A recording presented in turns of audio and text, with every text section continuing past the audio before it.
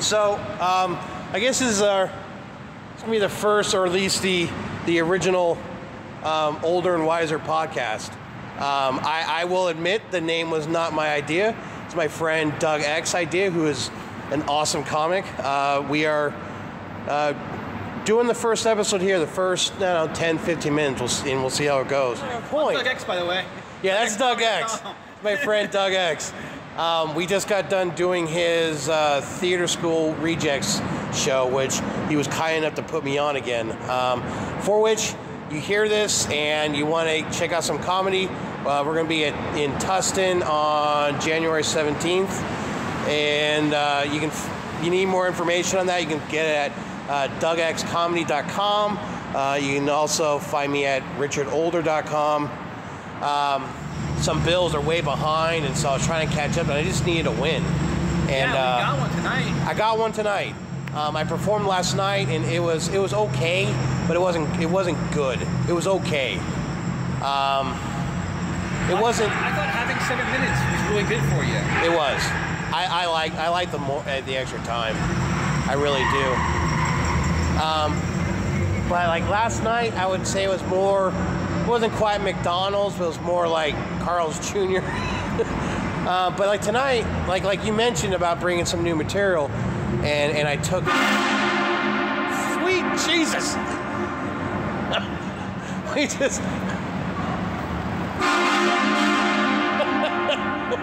That's LA, baby. Craziness in Burbank. Here we go. Burbank? What's that all about? Right, it's Burbank. Who's that angry in Burbank? Right? You're in fucking Burbank. How can you be that upset? Anyway, so I took Doug's advice, and I took some material I hadn't done for a while and broke it out tonight again, and it went well. It went real well. The whole show was fantastic. I had so much fun tonight. It was a lot of fun. I was glad to give you more time, and but I also think we talked about like you asked my thoughts on your show, and it's like when I've seen you do the same stuff over and over again, I can't gauge on the material because I've heard it before. Right. What I can say is how you did, but I didn't have a good show last night. I told you I thought my Get on Tape show with a 10-minute show was like an A-. I thought last night was the last night of the show, like a B. Like if I was just a B, it was just good. Like it got laughs, but it wasn't my best. It wasn't poor. It was just It was like an 85, 86. Well, it's the same. Like last night, I feel like it was like maybe a C+, B-. Not awful. No, I mean, you did good. people laughed. Yeah, which is the point. But right there, I thought you were the same as me, kind of like a B last night, and then tonight I thought you had an A. Yeah, I thought you had an A tonight too. I mean, the stuff you added from last night to tonight, I thought was good too. I thought you had an A. Yeah, it was good, and I was a little worried because it was a shit day. I was running late. I was flying over here in the rain. I thought you weren't going to make it. You texted me like, I'm running late. I'm like, you're number one. You're the first guy. I didn't think I was going to make it. I really didn't. But the rain here in LA drive people away from the roads. And so the freeway was relatively open. And so I opened that car going, Yeah, I was flying. I mean, I wasn't being dangerous, but I was probably going 75, 80 the whole way. I mean, like a lot of Los Angelinos do. But there wasn't a lot of traffic. When I messaged you, I swore I was going to get here about 7:40. Like I was just switching you out with Nolan. Yeah. It was just like, it wasn't like going to be, oh, you missed your spot. Too bad. Yeah. That would suck. I got here to comedy. I like, though, that you put me up front. I mean, this is the 2 Theater School Reject shows in a row that I let off. And that, I can't, it really means a lot to me. It really does. Because the first comic really needs to set the pace. Like they have to start the energy. They have to get the laugh started. I mean, to be fair, Kelsey killed it tonight. So she warmed up the crowd for me before I came up, but it was a good show, and I really like that. Well, I appreciate you putting me up first. You're welcome. I do it because you do a reliable job. You get in there and you open it up. But I wanted to put Kelsey in the middle. I wanted her to just go in and do the freaking spiel, open it up, and not do her set. and then let her have a solid 7-minute block in the middle. Oh, sure. But no matter how many times I told that to them, they kept saying, well, she's the MC, she gets 7 minutes up front. And, the showrunner was not like somebody I'd worked with before. So it's like, Kelsey, look, I want to do it this way, but here, go. Just do. Sometimes you can't fight the powers that be. Yeah. And I appreciate that Flappers gives us that space. So if they say, you got to put her up front, fine. You know what? But as the shows are successful, I know you're going to be able to call more of your shots, too. Well, I had complete control last time, but I was emceeing last time. Yeah. When you're emceeing and producing, and then Mickey, my buddy, was running the lights. So, like, we were a team. We were right there. That was guerrilla comedy shows right there. Yeah. Oh, man. That was, like, I know. I'll MC. I'll put on a play and be in it, and then I'll headline, because that's going to go well. I'm going to manage the lights. I'm going to manage the people. I'm going to do a set. I'm going to MC. I'm going to headline. It is true, too. You bit off a lot. And it was going so great till I get up there, and I'm 2 minutes into I'll give myself 7 minutes at the end. Yeah. I'm 2 minutes into my 7-minute set, and I'm like, I used to know my jokes, but I'm looking at this crowd, and I don't remember a fuck what I was going to say. I think I remember you talking about, I'm just tired. Night! Thank you for coming! So I think changing it up tonight, where you weren't emceeing, and so you got to kind of enjoy the show more, I thought was a good way. And your set, showed it off too. You can't, like, the audience is sick of you. They see you all the time. You can't go and towards the end do a 10-minute set if you're emceeing. Right. You learn. My first show I produced, and I was like, okay, now I see why you don't do a 10-minute set and MC. Right, because by the end, right, they're tired of seeing you, and you're tired of going up there. You're like, I gotta go up and do a headlining set now. Especially because you've been as an example, that first Theater Reject show, like we were talking about out front of the club, there was a performer who just kind of took the air out of the room. Right, he just dumped a negative bomb on the whole crowd, and then you had the responsibility of coming in and picking it all back up, because the show was like barely halfway through then, right? He went up right after the play, yeah. Yeah, he went up right after the play, which the play was great. I mean, the play was very entertaining. And then he came in and just dropped a bomb. Like he bombed like few people I've seen, and you did a really great job, especially not having any experience with emceeing. You came up, cracked a couple of jokes, people chuckled and laughed again. And you kind of brought the crowd back to life. So you really saved the back end of that show, even if you did cut out of your headlining set a little early. I was fine. Like I said, just a learning experience. It was only going to be 7 minutes anyway, so who cares? 3.5 or 7.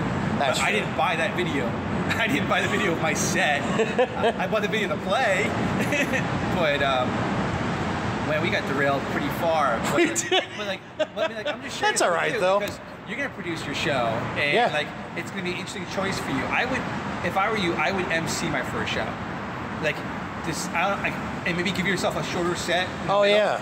Or just do 10 minutes up front. Well, like Kelsey, I think did 7 minutes tonight, right? Yeah. I mean, I could do 7 minutes at the beginning, and then MC the rest of it. Have a headliner. And shit, I could have you headline it. Well, you have to have Flappers approved headliner. Oh, Flappers has to approve it. So you can MC as the producer, and so you can get a Flappers approved MC, or you can do it yourself. And I just learned this, but you can't headline. But the headline thing is kind of like flexible. Sure. Like Josh Snyder closed the show at our show last night. Yeah. He didn't headline it, but he gave himself 15 minutes, and I think the guy who was the headliner got 20 minutes. Yeah. And like you can also do the headliner at 15, and you can do 15. So I mean, like you can also just give yourself 15 up front as the MC, and then you get that. But just the experience of managing the show. It's really interesting, different perspective, right? As producing it, because you get the lineup, and then you can kind of like, you got to deal with the people you line up. So when you have an MC for your second show, you give them a better lineup. Let me throw you a bone and help you out. You learn why the lineup is important to the MC. So one idea I had, like when you mentioned this podcast about Older and Wiser, is that I am clearly the older, because my name is Richard Older. But one thing I want to, like the guest hosts that come on, which will often be Doug, because the wiser is that I believe that everybody is smarter than I am. And that means I can learn stuff from them, which we were literally just talking about, because Doug has experience producing shows. Doug mentioned that I should get into producing some, and when we started talking about it, I thought that was a brilliant idea, because one issue as a comedian is getting stage time, consistent stage time. And the best way to do that is to create stage time for ourselves. And so I thought that was a great idea. So I have submitted a show idea to Flappers, and I'm going to try it out. I'm going to throw my hat in the ring. I really think, I'm also a screenwriter, and I used to listen to this screenwriting podcast for a couple of years until she stopped doing it. And if you're a writer and you're curious, the podcast is on iTunes. It's from Jen Grisanti. I don't remember how to spell her name, so good luck. But she had a guest on that said that you have to take ownership of your career. That nobody is going to make you successful. The only one that's going to make you successful is you. And she said that every day she does something to move her career forward. Whatever it is, she does something. And when you started talking about producing shows, and I was like, wow, that's fucking brilliant. Because we're taking ownership of our career, getting ourselves stage time, not having to deal with like outside producers as much. Because for people who aren't comedians, producers at other comedy clubs tend to be kind of dicks. And some of it, I'm sure, is because they're jaded from years of comics that are flakes, because we're not all good people. But it's a little bit rough. Like, they won't give you the time of day unless you can bring 10 or 15 people, and there's a lot of that. But you can't start generating an audience without going out on stage. So it's kind of a catch-22. It's fucked. Like, I hate bringer shows, and then I turn around and I'm like, hey, I'm producing a show. By the way, I need you to bring 1 or 2 people. You know? Right, you're like, now I'm that guy. And because if I don't get 8 people, Flappers wants $200 from me. Right. And I'm laying out $150 to rent a theater in Tustin later this month. And it's gonna be a fun show. Yeah, but like I'm just, I'm okay. Like if I can sell 25 tickets at $5 a pop. That's not right. What if I can sell 15 tickets at $5 a pop? Yeah. Make 75. Well then, I'm happy to lose 75. Well, not happy. It's the wrong attitude. But it's okay. $75 a month to get a theater and do a show. Oh yeah. I can that's like, what's the money for? Right. I have enough to pay my rent. I don't have dates. Well, I had a date 2 minutes ago and passed out. Let's just leave that for the podcast. Right. We'll save that for another that conversation. Cost me $63. That if I assume that I'm going to make 75 at the show and lose 75, I would much rather spend 75 to have done a comedy show. Right. Than $60 to pay for dinner for this chick who fucking despises me.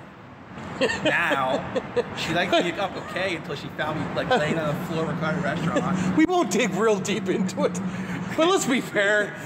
You gave that chick a story for the rest of her life.